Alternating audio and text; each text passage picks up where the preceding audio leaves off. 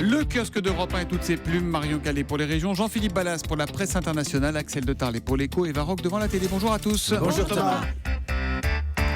La presse nationale pour commencer, une presse choquée par le carnage à Orlando, comme le titre 20 minutes. Cette nuit d'horreur en Floride qui fait la une d'aujourd'hui en France et de quasiment tous vos quotidiens. En une de Libération, 2 hommes abasourdis se prennent dans les bras l'un de l'autre. Ce sont des survivants qui semblent sortir de la boîte de nuit attaquée. Orlando, nouvelle plaie béante, titre Libé. La terreur et la haine, titre Le Figaro, qui reprend quelques-uns des mots prononcés hier soir par Barack Obama. Aucun acte de terreur et de haine ne peut changer ce que nous sommes, a dit le président américain. Autre sujet du jour, le hooliganisme. Il inquiète Direct Matin. À qui la faute, s'interroge l'équipe en page intérieure. Libération détourne la devise de l'Olympique de Marseille, droit au but, qui devient droite au brut, et pointe un doigt accusateur sur les organisateurs et les forces de l'ordre, suspectés d'avoir minimisé le phénomène sociétal des hooligans, loin d'être éradiqué, notamment en Europe de l'Est, insiste Libé. Même tonalité dans Aujourd'hui qui dénonce une menace sous-évaluée. Des lacunes dans la sécurité illustrées par une photo dans le même journal, celle d'un supporter croate venu célébrer le but de son équipe face aux Turcs, directement sur la pelouse du Parc des Princes hier. Il a réussi à déjouer la surveillance des stadiers et nous, franchement, ça nous interpelle. La Croix, l'Humanité et les Échos font leur gros titre sur la loi travail.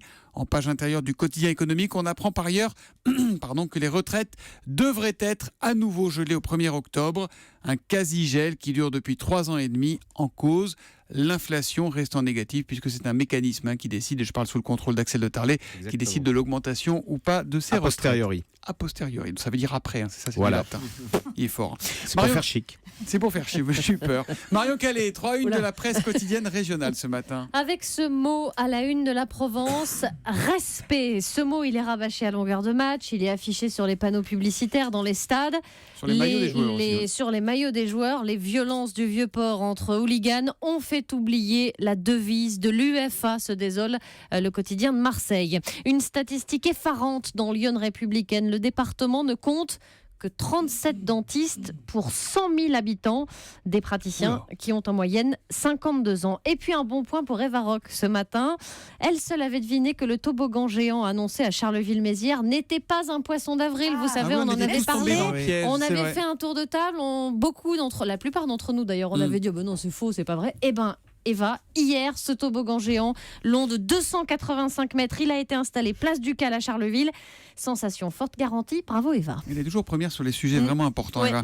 L'histoire du jour fait la une de Sud-Ouest, une sorte d'illustration d'un dicton que les enfants connaissent bien, c'est celui qui dit qui est. Ou quand l'URSSAF découvre des travailleurs illégaux sur le chantier de réhabilitation de son propre siège. Nous sommes à Bordeaux et il y a quelques jours, des agents de l'URSSAF se disent tiens, on va descendre d'un étage et puis on va aller vérifier sur notre propre chantier, contrôler notamment les travailleurs d'une entreprise spécialisée dans les travaux thermiques. Eux pensaient au départ à une opération pédagogique, papier d'identité, contrat de travail, bref, la routine. Et quelle ne fut pas leur surprise de découvrir que sur les 12 ouvriers, 2 de nationalité italienne natifs de Roumanie n'étaient pas déclarés. L'un a expliqué être arrivé début mai, l'autre en revanche affirme être arrivé au mois de janvier. Ça fait beaucoup plus longtemps. En tout cas, une enquête a été ouverte. L'activité de l'entreprise a aussitôt été interrompue. En fait, il s'agit aussi de savoir si les pratiques frauduleuses de cette société sont fréquentes ou pas. Jean-Philippe Ballas, vous avez lu cette nuit la presse américaine et vous nous emmenez à Orlando ce matin, évidemment. Ouais, avec ce texte que j'ai pu lire tout à l'heure à la une du site du journal local Orlando Sentinel, et un mot qui voudrait résumer l'état d'esprit: United, unis pour guérir, écrit le quotidien. Désormais, Orlando figure tout en haut d'une liste d'infamie, celle des tueries, des massacres sur le sol américain, comme Newtown, comme Virginia Tech.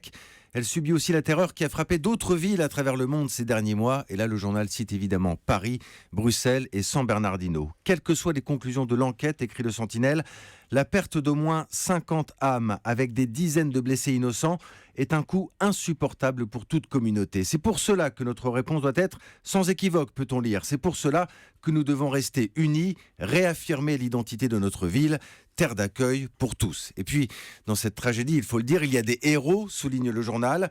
Les policiers qui ont foncé au milieu de la nuit pour faire face aux tireurs, les voisins qui ont proposé leur aide spontanément, les médecins, le personnel hospitalier, et puis tous ces gens qui font la queue aujourd'hui patiemment pour venir donner leur sang. Ce matin, c'est cette image qu'Orlando veut donner au monde entier. Nous allons guérir, affirme le quotidien, qui en outre, il faut noter depuis quelques heures, commence à publier des photos de courts portraits des victimes in memoriam, comme ce fut le cas chez nous, notamment dans Le Monde ou dans Libération, on s'en souvient, après les attentats du 13 novembre. Voilà, donc dans la presse d'Orlando, je fais une toute petite incise, parce qu'après les attentats parisiens, beaucoup de personnes s'étaient précipitées pour donner leur sang. L'établissement français du sang manque de sang aujourd'hui en France, donc c'est le moment d'aller donner si vous en avez l'occasion.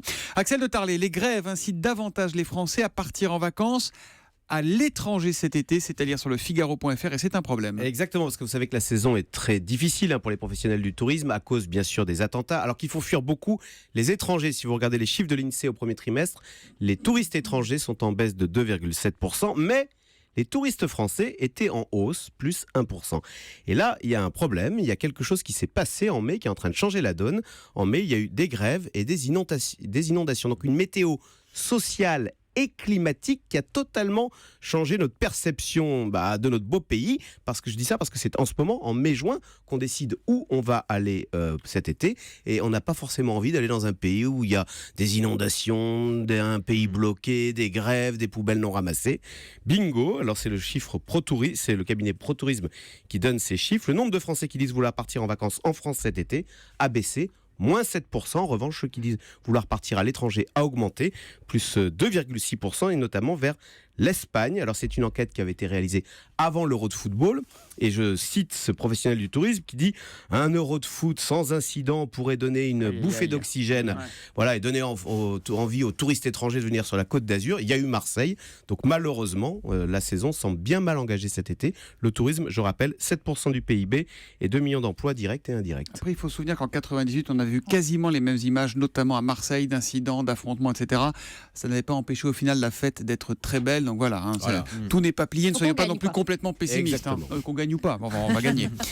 Alors, Eva Rock, qu'est-ce qui se passe? Oui, Eva Rock, ce soir sur Arte à 19h, vous nous demandez de regarder Quand les animaux s'envolent, oui. Y compris les animaux qui n'ont pas d'ailes. Parce qu'on est bien d'accord, le serpent, ça rampe. On est tous d'accord là-dessus, mais ça vole aussi. Oui. L'écureuil grimpe aux arbres, mais il vole aussi. Et c'est spectaculaire. Il est déjà là, le docteur Kirzek, ou pas, pour Eva Rock? C'est ce spectaculaire documentaire inédit de la BBC qui va vous le prouver. Alors, on part en Afrique du Sud. C'est le lynx qui s'envole. Alors, pas pour faire le malin, évidemment, mais pour attraper des républicains sociaux. C'est des petits oiseaux. Rien à voir. Républicains sociaux, ça s'appelle comme ça. Oui, je suis désolée. Ça fait partie centriste. Et alors attention, décollage à la verticale comme une fusée.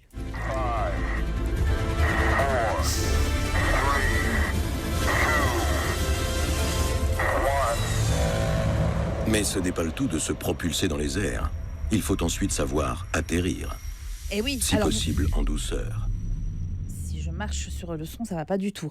Alors évidemment, marcher sur un lynx, vous allez avoir des soucis. Oui, et puis on croise pas un lynx tous les jours, vous allez me dire. Sauf que le quadrupède étant un gros chat, en l'observant, on va enfin comprendre comment les chats retombent toujours sur leurs pattes, les chanceux, avec notamment, si quand même, avec notamment une colonne vertébrale élastique. Le corps du chat, il se contorsionne, et puis là, il faut un ultime geste. Le félin ramène ses pattes avant près du corps à la façon d'un patineur artistique dans une pirouette et accélère ainsi le mouvement du haut du corps. Et là, vous allez voir, en moins d'une seconde, le félin atterrit tout en douceur. Et ce documentaire, croyez-moi, vraiment, qui est raconté comme un film à suspense, avec explication en biologie animale et en aérodynamisme, est exceptionnel. Les images, je n'ai jamais vu ça dans aucun documentaire c'est un chat animalier. qui vole, on n'en voit pas beaucoup. Non, c'est un lynx, c'est pas un chat, c'est pas votre petit chat à vous. C'est une grande spécialité de la télé britannique, les oui, c'est documentaires la BBC, animaliers. exactement. Mais là, vraiment, ils sont un cran au-dessus. Vous allez changer de continent et d'univers. On rêve de voler comme ces écureuils aux allures de Batman ou de se déplacer aussi vite qu'un kangourou qui ne se fatigue jamais. Il a beaucoup de chance. Il manque une chose, un making-of. Parce qu'en fait, on n'a aucune image des équipes techniques en train de filmer, et j'aurais adoré comprendre comment ces séquences bluffantes ont été tournées. Il s'agit de bond, pas de vol. Ils bondissent. Oui, mais alors c'est un bond qui dure plusieurs secondes et vraiment moi j'ai jamais vu ça.